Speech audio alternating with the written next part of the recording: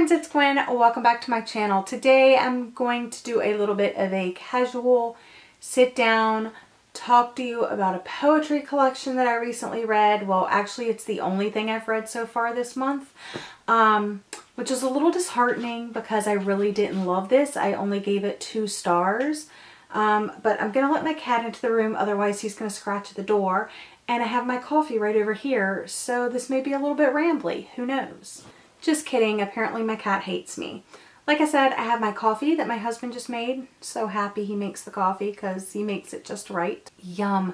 So we get the whole bean Dunkin' Donuts, and I just put half and half in it. It's so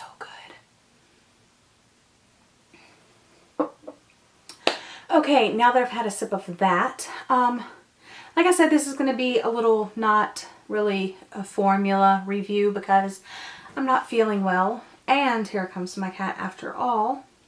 But I do want to talk to you about this poetry collection by Christopher Poindexter. It's a romantic series collection.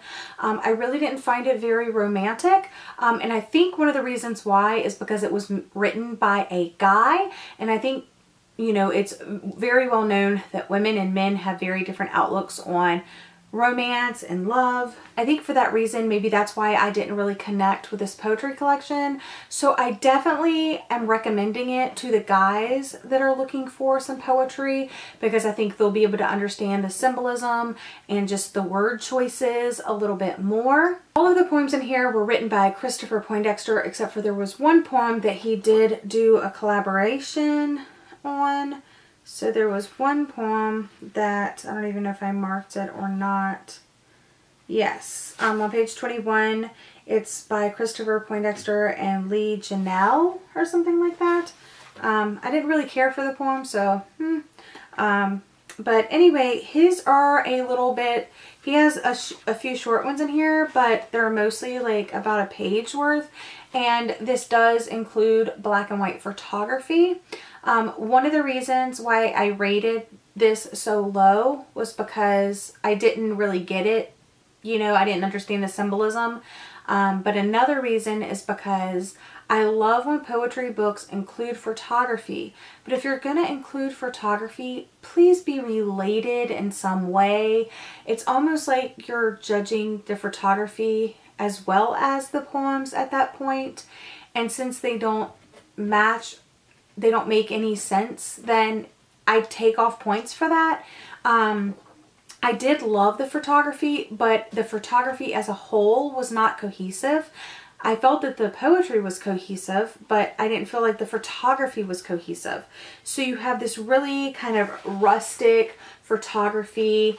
I'll show you a couple of pictures here. Just like, you know, unassuming objects that, like this. I really love this picture. But then you have photography like this, like in an airport or a restaurant of some sort. And it just doesn't, it didn't flow. Just the photography itself didn't flow. So that really bothered me. Another thing about the photography was there is one picture in here. It's of this like crystal chandelier. It's right here, this crystal chandelier. And there are 2 poems, count them, 2 poems in here that have chandelier as a part of the symbolism or in the poem itself. And that chandelier picture is not with either one of those poems. So I don't understand. Also, there are, in the very beginning, I was really confused because the very first poem is called Rocking Chair, and it has a title. I don't understand that poem at all. But then I thought, okay, maybe it's not over yet, and went to the next page. But then this poem was so different from the last one, and then I realized, like, okay, maybe they're not all labeled. But then I got to this one, and this one is called Pride. And again, I didn't really understand if it just kept going where it ended. So I kind of just assumed that each poem was 1 page, and I could be wrong about that. Not really sure.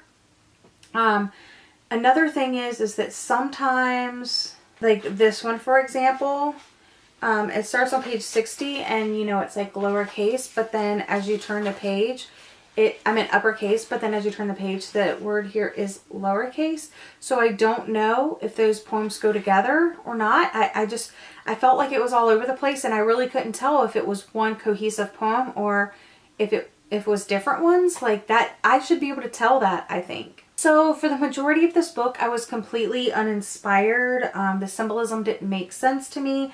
And again, I think that goes back to the male perspective on romance and love. Oh, here's even another chandelier-esque picture right here. So they had 2 poems with chandeliers. They could have used this one and the other one, and that would have just made me so happy. But they didn't do that. Oh, look, here's even another chandelier that they didn't use on the chandelier page. So there's 3 opportunities that were missed. Oh, 4. Man, I'm kind of noticing there's lots of damn chandeliers in this book, and none of them were on the poems about chandeliers. Anyway, but I did manage to find 4 or 5 poems in here that I loved.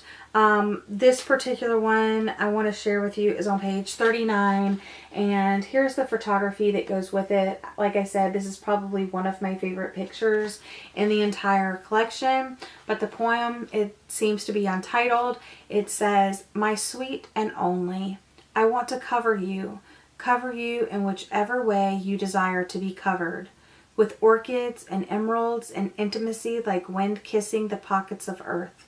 I want the beauty to be overwhelming. I want it to seep into your skin. I want to love you into oblivion, and I want you to tremble when you feel it." Oh, I love that one so much. So romantic.